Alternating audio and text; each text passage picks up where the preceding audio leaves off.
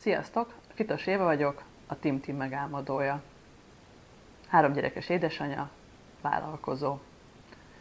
Minden 9 évvel ezelőtt kezdődött, amikor megszületett az első kislányom. Kilépve a multinacionális környezetből, az 5 csillagos szállodai világból, úgy éreztem, hogy az anyaság mellett más inspirációra is szükségem van.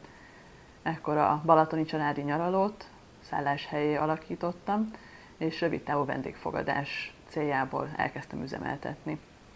Ez alatt a 9 év alatt, ameddig a gyerekeimmel otthon voltam, 6 darabosra bővült a portfólió. A család összes ingatlanából apartmant készítettem. 1 évvel ezelőtt döntenem kellett, hogy visszamegyek-e dolgozni a szállodai világba, vagy pedig a saját utamat járom. Én úgy döntöttem, hogy vállalkozó leszek. Ezt a szolgáltatást, ezt a szálláshely üzemeltetési szolgáltatást kibővítettem, és külsős partnerekkel kezdtem el együtt dolgozni, így összesen 2025-ben 15 darab apartmant üzemeltettem Sárváron. Abban kérném most a segítségeteket, hogy ezt a vállalkozást tovább tudjam növelni, ne csak a szálláshely üzemeltetés területén, hanem oktatás, tanácsadás és mentorálás területeken is.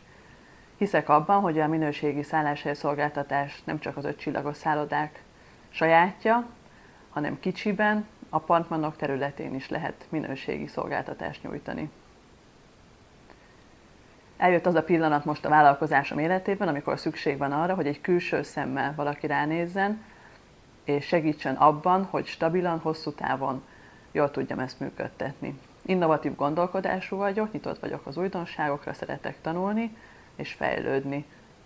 Biztos vagyok benne, hogy itt olyan szakemberek közé kerülök, akik ebben támogatnak, és segítenek a vállalkozásom növekedésében.